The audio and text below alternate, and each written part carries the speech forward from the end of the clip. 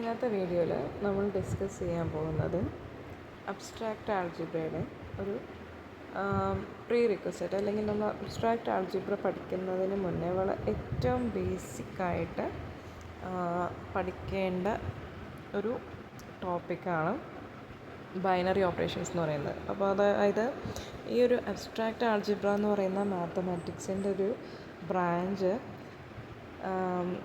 അതിന് വേണ്ടിയിട്ടുള്ളൊരു ഫൗണ്ടേഷൻ, അല്ലെങ്കിൽ അതിൻ്റെ ഫസ്റ്റ് സ്റ്റെപ്പാണ് ബൈനറി ഓപ്പറേഷൻസ് എന്ന് പറയുന്നത്. ഇതിൽ നിന്നാണ് ബാക്കി ആൾജിബ്രിക് സ്ട്രക്ചേഴ്സ് എല്ലാം ഉണ്ടായിട്ടുള്ളത്.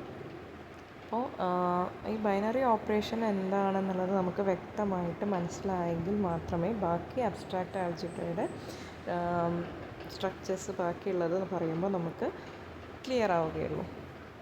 അപ്പോൾ ഇന്നത്തെ വീഡിയോയിൽ നമ്മൾ അതിൻ്റെ ജസ്റ്റ് വളരെ കുറച്ച് ടോപ്പിക്സ് ഒന്ന് കവർ ചെയ്ത് പോവുകയാണ് ചെയ്യുന്നത്. അപ്പം എന്തൊക്കെയാണ് നമുക്കതിലുള്ളത് നോക്കാം. ആദ്യം, വാട്ട്സ് എ ബൈനറി ഓപ്പറേഷൻ? എന്തിനെയാണ് നമ്മളൊരു ബൈനറി ഓപ്പറേഷൻ എന്ന് പറയുന്നത്? അപ്പോൾ നമ്മൾ +1 +2 സെറ്റ് എന്താണെന്നുള്ളത് പഠിച്ചിട്ടുണ്ടാവും അല്ലേ? സെറ്റ് എന്താണെന്നുള്ളത് നമുക്കറിയാം. ഒരു റൂള് ബേസ് ചെയ്തിട്ട് ഒരു ഗ്രൂപ്പ് ഓഫ് എലമെൻസിനെയാണ് നമ്മൾ എന്തെന്ന് പറയുന്നത്, സെറ്റ് എന്ന് പറയുന്നത് അല്ലേ? ഇപ്പോൾ നമുക്ക് അതിന് എക്സാമ്പിൾ എങ്ങനെ പറയാം? സെറ്റ് ഓഫ് ഈവൻ നമ്പേഴ്സ് അല്ലെങ്കിൽ സെറ്റ് ഓഫ് ഓഡ് നമ്പേഴ്സ്, അതൊക്കെ എന്താണ്? ഒരു സെറ്റാണ് അല്ലേ? ഒരു റൂള് ബേസ് ചെയ്തിട്ടുള്ള അല്ലെങ്കിൽ ഒരു റൂള് സാറ്റിസ്ഫൈ ചെയ്യുന്ന ഒരു ഗ്രൂപ്പ് ഓഫ് എലമെൻസ് ആണ്. അപ്പോൾ ഇവിടെ അതേപോലെ ബൈനറി ഓപ്പറേഷൻ എന്ന് പറയുന്നത് ഒരു റൂളാണ്, അല്ലെങ്കിൽ ഒരു ഫങ്ഷനാണ്. ആ റൂളിനെ നമ്മൾ എന്തെന്ന് പറയും? ഒരു ഫങ്ഷൻ എന്ന് പറയും അല്ലേ? ഫങ്ഷൻ എന്താണെന്നൊക്കെ നമ്മൾ +1 +2 പഠിച്ചിട്ടുണ്ട് അല്ലേ? അപ്പോൾ ഫങ്ഷൻ എങ്ങനെയാണ് ഡിഫൈൻ ചെയ്യുന്നത്? 2 സെറ്റുകളിലെ കണക്ട് ചെയ്തിട്ടായിരിക്കും നമ്മൾ ഡിഫൈൻ ചെയ്യുക? ഫങ്ഷൻ ഡിഫൈൻ ചെയ്യുക. അപ്പോൾ ഇതേപോലെ തന്നെ ഇവിടെ ബൈനറി ഓപ്പറേഷൻ എന്ന് പറയുന്നത് എന്ത് തന്നെയാണ്? ഒരു ഫങ്ഷനാണ്. എങ്ങനെയുള്ള ഫങ്ഷനാണെന്ന് നോക്കൂ. A binary operation combines 2 elements of a set to produce another element of the same set. അപ്പോൾ ഒരു ബൈനറി ഓപ്പറേഷൻ എന്ന് പറയുന്നത് ഒരു സെറ്റ് എസ് നിങ്ങൾ കൺസിഡർ ചെയ്യാം. ആ എസ് എന്ന് പറയുന്ന സെറ്റിലെ 2 എലമെൻസിനെ അതേ സെറ്റിലെ മറ്റൊരു എലമെൻറ്റുമായിട്ടാണ് എന്ത് ചെയ്യുന്നത്? കണക്ട് ചെയ്യുന്നത് അല്ലെങ്കിൽ കമ്പൈൻ ചെയ്യുന്നത്. Okay, set operation combines 2 elements of a set to produce another element of the same set. 2 elements, ഒരു സെറ്റ് എസ്സിലെ 2 എലമെൻറ്റ്സ് കമ്പൈൻ ചെയ്ത് മറ്റൊരു എലമെൻറ്റ് നമ്മൾ ക്രിയേറ്റ് ചെയ്യണം, അല്ലെങ്കിൽ മറ്റൊരു എലമെൻറ്റിലോട്ട് നമ്മളത് മാപ്പ് ചെയ്യാണ്. ആ എലമെൻറ്റ് എവിടെയാണ് ഉള്ളത്? ആ എലമെൻറ്റ് സെയിം അതേ സെറ്റിൽ തന്നെയാണ് ഉണ്ടായിരിക്കുക. അപ്പോൾ നമുക്കതിനെ മാത്തമാറ്റിക്കലി എങ്ങനെ എക്സ്പ്രസ് ചെയ്യാമെന്നുള്ളത് നോക്കൂ. Binary operation is A function star from S cross S to S. നമ്മൾ യൂഷ്വലി ഇതിനെ സ്റ്റാർ എന്നുള്ള ഒരു സിമ്പിൾ വെച്ചിട്ടാണ് ഡിനോട്ട് ചെയ്യാറുള്ളത്. ആ സ്റ്റാർ എന്ന് പറയുന്ന ഫംഗ്ഷൻ എവിടെ നിന്നാണ് നോക്കൂ? S cross Sൽ നിന്നും എസ്സിലോട്ട്. അപ്പോൾ S cross S എന്നുള്ളത് എന്താണെന്ന് നിങ്ങൾക്ക് അറിയാലോ? ഓർഡേർഡ് പെയർ AB, ആ ഫോമിലാണ് S cross S. A cross B എന്നൊക്കെ പറയുന്നത് നമ്മൾ +1 +2 പഠിച്ചിട്ടുള്ളതാണ്. അപ്പോൾ S cross S എന്ന് പറഞ്ഞു കഴിഞ്ഞാൽ എന്തായിരിക്കും? ഓർഡേർഡ് പെയർ AB അല്ലേ? അപ്പോൾ ആ ഓർഡേർഡ് പെയർ ABനെ എസ്സിൽ, ഇപ്പോൾ എയും ബിയും എസ്സിലുള്ള 2 എലമെൻറ്റ്സ്, അപ്പോൾ അതിനെ കമ്പൈൻ ചെയ്യുമ്പോൾ നമുക്ക് എന്ത് കിട്ടും? S cross S എന്ന് പറയുന്ന സെറ്റിലെ എലമെൻറ്റ് എന്തായിരിക്കും? Of the form ordered pair A, B അല്ലേ? അപ്പോൾ ആ A, B എന്ന് പറയുന്ന എലമെൻറ്റിനെ എസ്സിലെ തന്നെ മറ്റൊരു എലമെൻറ്റിലോട്ടാണ് നമ്മൾ എന്ത് ചെയ്യുന്നത്? മാപ്പ് ചെയ്യുന്നത്. അപ്പോൾ നിങ്ങൾ ഇത്ര ആലോചിച്ചാൽ മതി, ഒരു ബൈനറി ഓപ്പറേഷൻ്റെ ഫോം എങ്ങനെയായിരിക്കും? S cross S ടു എസ്സിലോട്ടുള്ള ആ ഒരു ഫങ്ഷനെയാണ് നമ്മൾ എന്തെന്ന് പറയുന്നത്? ബൈനറി ഓപ്പറേഷൻ എന്ന് പറയുന്നത്. ഇത് എപ്പോഴും നന്നായിട്ട് ഓർത്ത് വയ്ക്കുക. S cross Sൽ നിന്നും എസ്സിലോട്ടാണ് ബൈനറി ഓപ്പറേഷൻ ഡിഫൈൻ ചെയ്തിട്ടുള്ളത്. ഓക്കെ, അപ്പോൾ നമുക്കതിൻ്റെ എക്സാമ്പിൾസ് കുറച്ച് എന്താണെന്നുള്ളത് നോക്കാം. ഇപ്പോൾ ഇവിടെ കണ്ടോ, ഇപ്പോൾ ഇൻറ്റിജേഴ്സിൻ്റെ സെറ്റാണ് നമ്മൾ ചൂസ് ചെയ്യുന്നതെന്ന് വിചാരിക്കുക. അപ്പോൾ അതിൽ ഇൻറ്റിജേഴ്സിൻ്റെ സെറ്റിൽ നമ്മൾ ഡിഫൈൻ ചെയ്യുന്ന അഡീഷൻ ഓപ്പറേഷൻ എന്താണ്? ഒരു ബൈനറി ഓപ്പറേഷനാണ്. അതെന്തുകൊണ്ടാണ് ബൈനറി ഓപ്പറേഷൻ ആവുന്നതെന്നുള്ളത് നോക്കാം കേട്ടോ.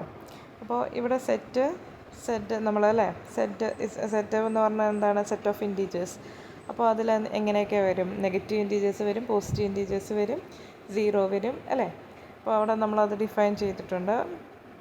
-2 -1 0 1 2 എക്സെട്ര കൊടുത്തിട്ടുണ്ട്. അപ്പോൾ അതിൽ ഓപ്പറേഷൻ ഡിഫൈൻ ചെയ്ത് നോക്കൂ. അഡീഷൻ എന്ന് പറയുമ്പോൾ എന്താണ്? A+B അല്ലേ? അപ്പോൾ അവിടെ എസ് എന്ന് പറയുന്നത് അല്ലെങ്കിൽ സെഡ് എന്ന് പറയുന്നത് സെറ്റ് ഓഫ് ഇൻറ്റീജേഴ്സാണ്. അതിലുള്ള ഓപ്പറേഷൻ എന്താണ് കൊടുത്തിരിക്കുന്നത്? A+B. അപ്പോൾ നോക്കൂ, ഇതിൽ ഏത് 2 എലമെൻറ്റ്സ് എടുക്കാം? അപ്പോൾ ഇവിടെ 2 3 ആണ് എക്സാമ്പിൾ കൊടുത്തിരിക്കുന്നത്. 2 3 എടുക്കുമ്പോൾ നമുക്ക് എന്താ ആൻസർ കിട്ടുന്നത്? 5. അപ്പോൾ 2ഉം 3ഉം ഇൻറ്റീജേഴ്സാണ്. അത് ആഡ് ചെയ്യുമ്പോൾ നമുക്ക് എഗെയിൻ എന്ത് തന്നെയാണ് കിട്ടുന്നത്?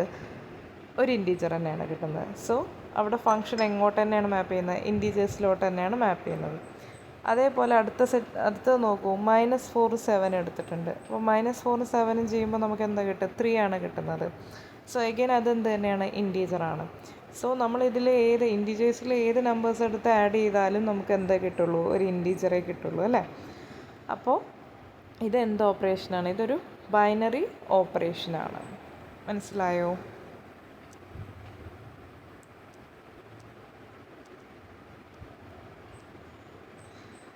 അപ്പോൾ ഇതിൽ നമുക്കിനി വരുന്നൊരു ഇമ്പോർട്ടൻറ്റ് ഭാഗം എന്ന് പറയുന്നത് ക്ലോഷർ പ്രോപ്പർട്ടിയാണ് കേട്ടോ.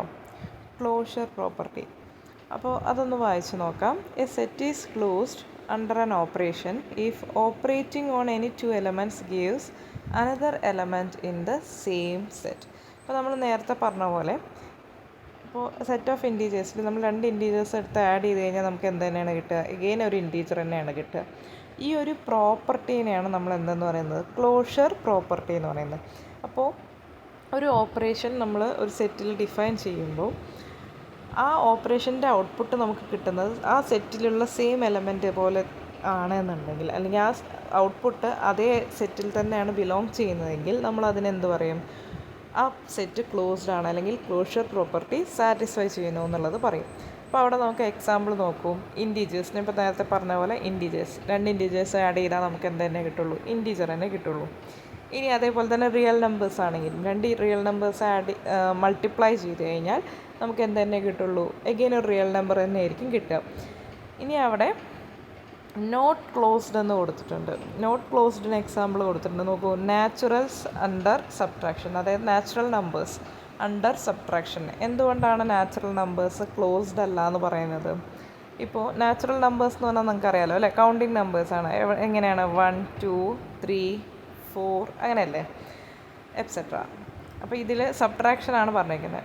അപ്പോൾ നോക്കൂ, ഇപ്പോൾ 2 - 2 അല്ലേ? 2 നമ്പേഴ്സ് 2 2 എടുത്തു കഴിഞ്ഞാൽ 2 - 2 എന്തായിരിക്കും? 2 - 2 എന്താണ്? 0 ആണ് അല്ലേ? 0 എന്ത് ചെയ്യുന്നില്ല? നാച്ചുറൽ നമ്പേഴ്സിലല്ല ഉള്ളത്. അപ്പോൾ ഈ 2 നമ്പേഴ്സ് സബ്ട്രാക്ട് ചെയ്യുമ്പോൾ നമുക്ക് 0 കിട്ടുമ്പോൾ ആ 0 എവിടെ ഉണ്ടാവണം? നാച്ചുറൽ നമ്പേഴ്സിലുണ്ടെങ്കിൽ മാത്രമേ അതെന്താവുള്ളൂ? ക്ലോസ്ഡ് ആയിരിക്കുള്ളൂ. പക്ഷേ 0 അവിടെ ഇല്ലാത്തതുകൊണ്ട് ഇതെന്തല്ല? ക്ലോസ്ഡ് അല്ല. ഇനി അതേപോലെ തന്നെ നിങ്ങൾ നോക്കൂ, ഇപ്പോൾ 2ഉം 3ഉം 2 നാച്ചുറൽ നമ്പേഴ്സാണ് അല്ലേ? 2 3 ബിലോങ്സ് ടു n ആണ്. പക്ഷേ 2 - 3 എടുത്തു കഴിഞ്ഞാലോ നമുക്കവിടെ -1 ആണ് കിട്ടുക. ആ -1 എന്നിലുണ്ടോ? ഇല്ല. -1 does not belongs to n ആണ്. അതുകൊണ്ടാണ് എന്തെന്ന് പറയുന്നത്? നാച്ചുറൽ നമ്പേഴ്സ് സബ്ട്രാക്ഷൻ എന്ന് പറയുന്ന ഓപ്പറേഷനിൽ എന്തല്ല? ക്ലോസ്ഡ് അല്ല. നേരെ മറിച്ച് അത് അഡീഷനിൽ എന്താവും? ക്ലോസ്ഡ് ആയിരിക്കും. ഇവിടെ സബ്ട്രാക്ഷൻ ആയതുകൊണ്ട് എന്തല്ല? ക്ലോസ്ഡ് അല്ല. അപ്പോൾ ഇത്രയും കാര്യങ്ങൾ നിങ്ങൾക്ക് മനസ്സിലായി കാണുമെന്ന് വിചാരിക്കുന്നു. വീഡിയോ ഇഷ്ടമായെങ്കിൽ ഒന്ന് ലൈക്ക് ചെയ്യുക, ചാനൽ സബ്സ്ക്രൈബ് ചെയ്യുക കേട്ടോ, തുടർന്ന് വീഡിയോസ് കിട്ടാൻ വേണ്ടിയിട്ട്.